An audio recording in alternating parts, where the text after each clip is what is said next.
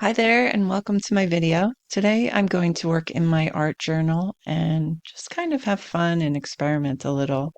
These are some of the jelly prints that I recently made, and I do want to experiment with some clear gesso. I've never used it before, so I want to try it out.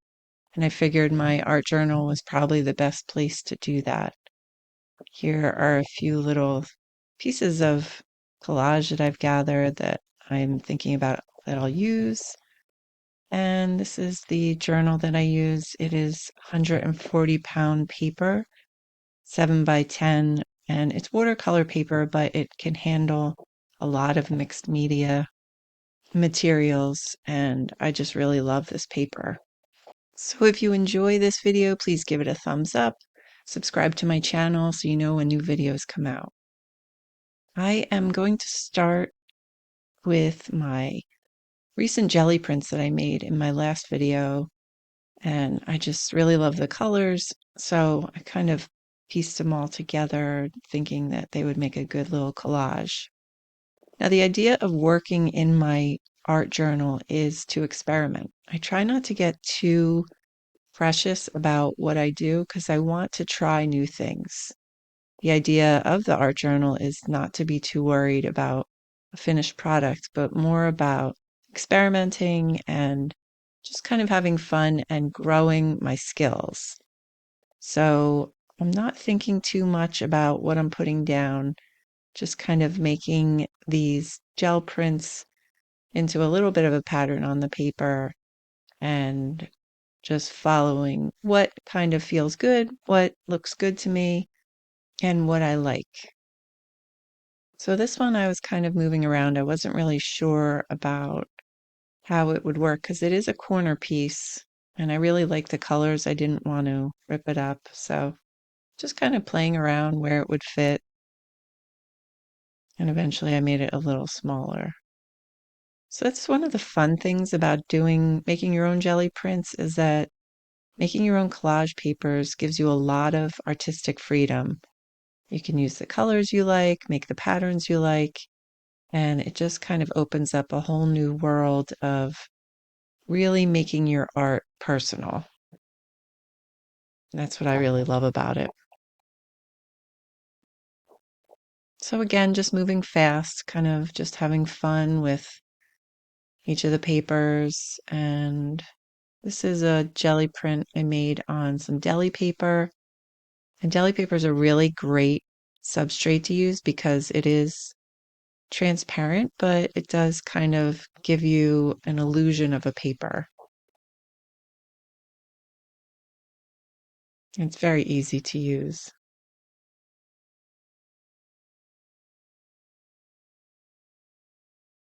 So I'm using the satin medium to put the papers down. I really like the consistency of it, and it's easy to adhere everything. This layer is the clear gesso, and this is what I really wanted to kind of play with today and figure out what it does. Like, how does it work, and does it create a barrier for paints on top of it?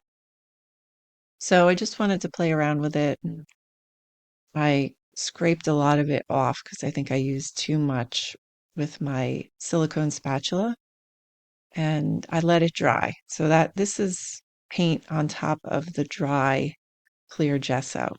Now I did notice that it made the background a little bit more matte. You know, the colors weren't as bright anymore, and also it gave a little bit of a sandy consistency. So it was like a traditional gesso that gave a little tooth to the paper. Not sure if I liked it, but that's what it did. So I just wanted to see how the paint reacted on top of the clear gesso. And it was pretty much the same as regular gesso and just kind of gave it a little tooth. And I do think it also protected the paper, so it wasn't quite as absorptive, I should say, or it wasn't kind of absorbing into the paper as much, which was good because then it didn't make it decompose. Some of the papers can't handle a lot of water or a lot of liquid. And then next I was just experimenting with this stencil and the finger dabber and just kind of running it up and down rather than dabbing it. I just wanted to see if it would still come out the same, and generally did. It does kind of bleed a little bit if I don't really hold it down, but that didn't bother me.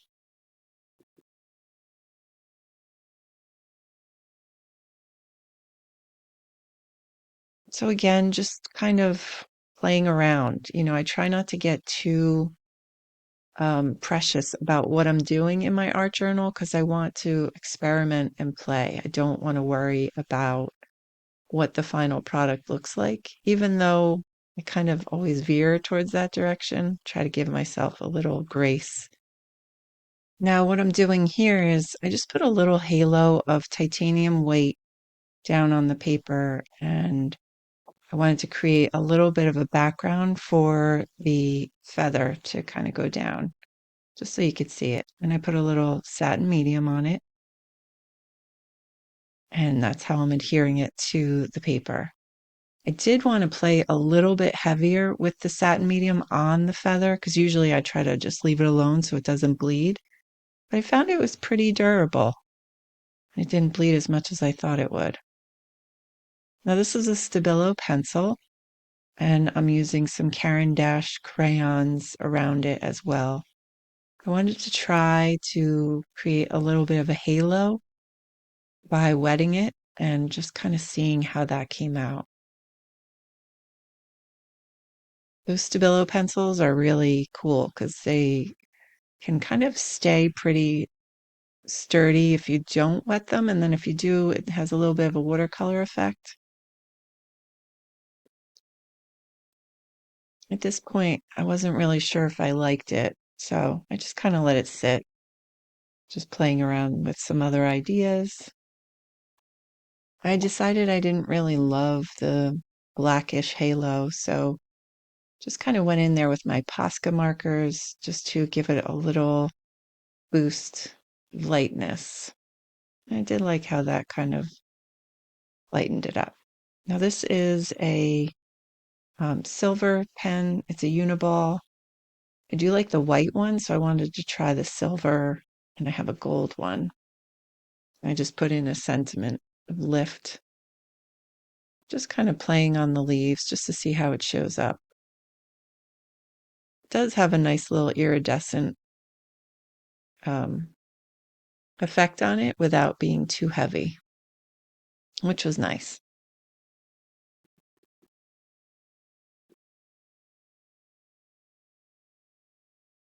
And then that was it. I just really enjoyed experimenting with some things today. I hope this was helpful to you as well, just to see how certain things work on the paper. I am going to put 2 more similar videos here for you that I think you will enjoy as well. And I appreciate you being with me here today. Hope you have a wonderful day, and I will see you soon.